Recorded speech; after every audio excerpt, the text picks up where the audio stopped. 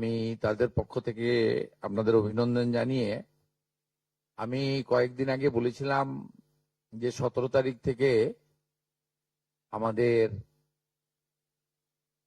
তৃতীয় পর্যায়ে অন্নপূর্ণা যোজনার টাকা অ্যাকাউন্টে ট্রান্সফার শুরু হবে।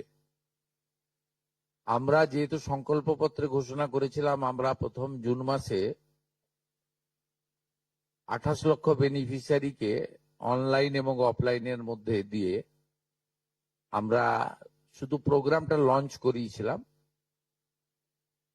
পরবর্তীকালে আমরা নির্দিষ্ট তথ্য এবং ফর্মের ব্যবস্থা করি। এটা করার পিছনে অনেকগুলো কারণ ছিল। প্রথমত সরকারি টাকা, এই সরকারি অর্থ সঠিক জায়গায় ব্যয় করা উচিত। সরকারি অর্থে নয়ছয় করার বা ফাইন্যান্সিয়াল ইনডিসিপ্লিন করার কোনো অধিকার কোনো মুখ্যমন্ত্রী, মন্ত্রী বা আধিকারিকের নেই। তাছাড়াও বিগত দিনের লক্ষ্মী ভান্ডার বলুন বা আমাদের সরকার আসার পরে অন্নপূর্ণা যোজনা, এটা সম্পূর্ণভাবে মহিলাদের একটি স্কিম। তার বয়স নির্দিষ্ট করা আছে 25 থেকে 60 বছর। সেক্ষেত্রে কোনো পুরুষের বা বয়সের 25 বছরের কম যারা, তারা পাওয়ার যোগ্য হতে পারে না। আমরা বিগত সরকার যখন প্রথম শুরু করে খুব অনিয়মিতভাবে প্রায় 9 মাস গেছে 500 টাকা করে ভাতা দিতে, এবং প্রতি মাসেই তাদের সংখ্যা এদিক ওদিক হয়েছে। ফাইনালি নির্বাচনের আগে তড়িঘড়ি করে 2 কোটির আশেপাশের কিছু সংখ্যা হবে, 1,500 টাকা করে ট্রান্সফার করা হয় মাত্র 2 মাসের জন্য। শেষের দিকে ওই এবং সেটা করতে গিয়ে আমরা দেখলাম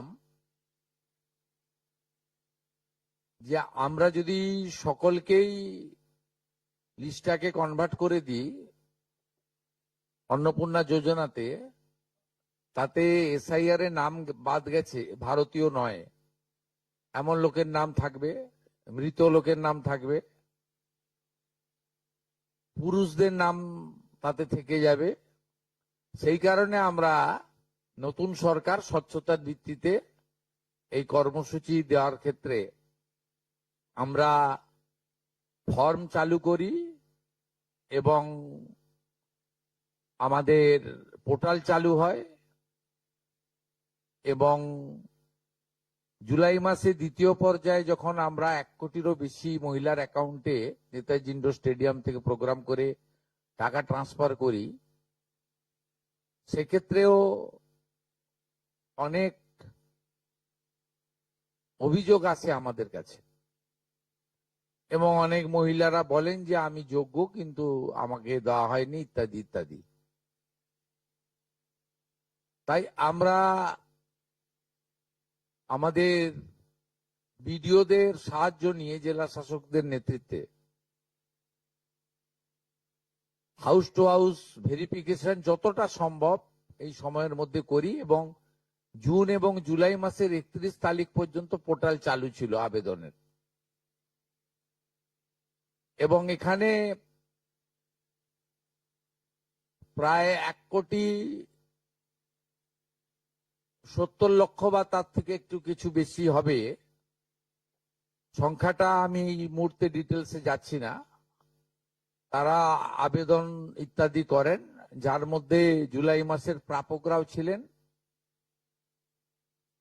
অনেকের না পাওয়ার অভিযোগও ছিল, সংখ্যা অনেক। আবার অনেকের বক্তব্য ছিল যারা পাওয়ার যোগ্য নয় তাদের দিয়ে দেওয়া হয়েছে। তাই আমরা মোটামুটি একটা ভেরিফিকেশনের কাজ করছি, যে কাজ আগামী কাল পর্যন্ত আমাদের চালাতে হবে। এর মধ্য দিয়ে ইতিমধ্যে যারা ভেরিফাইড হয়েছেন সংখ্যাটা অনেক, গত মাসের থেকেও অনেক বেশি, তাদের অর্থ দপ্তর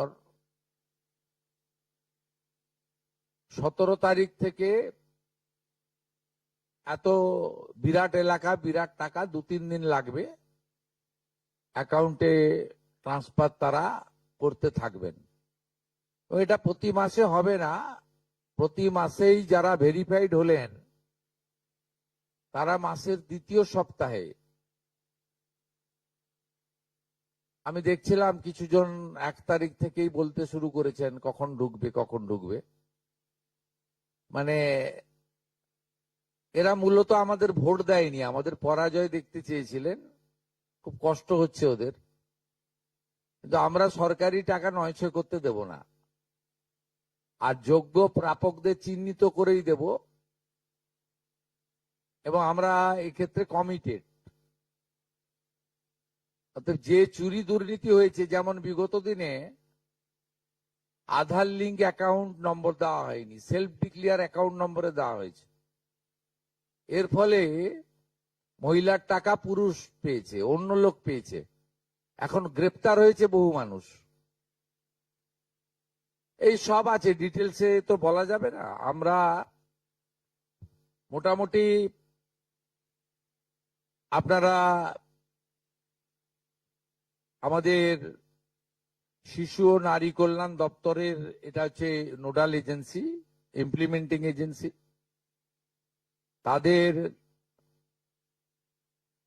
19/5/2026 তারিখে 2411-WCD নম্বর বিজ্ঞপ্তির মাধ্যমে তারা একটা মোটামুটি এসওপি দেয়, তার ভিত্তিতেই ভেরিফিকেশন হয়েছে। এবং এই ভেরিফিকেশনে যারা যোগ্য বিবেচিত হয়েছেন, বৈধ হয়েছেন, তাদের অর্থ 17 তারিখ থেকে প্রদান করা হবে। এরপরেও আমরা একটা অভিযোগ পোর্টাল রাখব, যে অভিযোগ পোর্টালে পরবর্তী সময়ে যে কেউ অভিযোগ করতে পারেন, এবং এই অভিযোগ নিষ্পত্তি করার জন্য আমরা সংশ্লিষ্ট ব্লকের বিডিওদেরকে বিশেষ দায়িত্ব, চিফ সেক্রেটারি দায়িত্ব ফিক্সড করে দেবেন। তারা হিয়ারিং নিয়ে একটা নির্দিষ্ট সময়ের মধ্যে নিষ্পত্তি করবেন। আমাদের যারা যোগ্য বিবেচিত হয়েছেন তাদের বয়স 25 থেকে 60 বছরের মধ্যে হতে হবে, আগেই বলা আছে। কেন্দ্রীয় বা রাজ্য সরকার, কোন বিধিবদ্ধ সংস্থা, সরকারি আন্ডারটেকিং, পঞ্চায়েত, পৌরসভা, সরকার, সরকারি সাহায্যপ্রাপ্ত শিক্ষা প্রতিষ্ঠান অর্থাৎ শিক্ষক, শিক্ষাকর্মী, স্থায়ী সরকারি চাকরিতে নিযুক্ত থাকেন, বা পেনশনার্স আসবে না যেহেতু 60 ঊর্ধ্ব, এটা ইরেলিভেন্ট, এরা এই বেনিফিটের মধ্যে পড়ছেন না।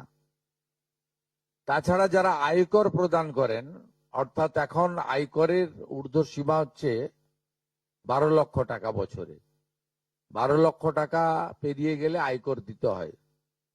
যে পরিবার আয়কর দেন, অর্থাৎ যার বাৎসরিক আয় 12 লক্ষ টাকা, সেই পরিবার এই কর্মসূচি অন্তর্ভুক্ত হওয়ার সুযোগ পাবেন না।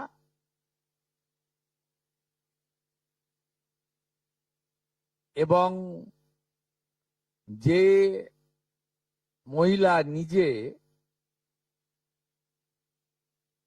10,000 টাকার বেশি নিজে উপার্জন করেন মাসে, তাকেও এর বিবেচনার মধ্যে প্রাথমিকভাবে আনা হয়নি। কিন্তু এক্ষেত্রে যারা ক্যাজুয়াল, কন্ট্রাকচুয়াল, মানে বাড়ির পুরুষ মানুষরা, তাদের বাড়ির পরিবারের স্ত্রী বা অন্যরা বিবেচিত হবেন। যদি কোনো মহিলা, এটা একটি নারী অর্থনৈতিক সশক্তিকরণের স্কিম, সেক্ষেত্রে যিনি সরাসরি নিজে 10,000 টাকার বেশি উপার্জন করেন তাকে বিবেচনা করা হবে না।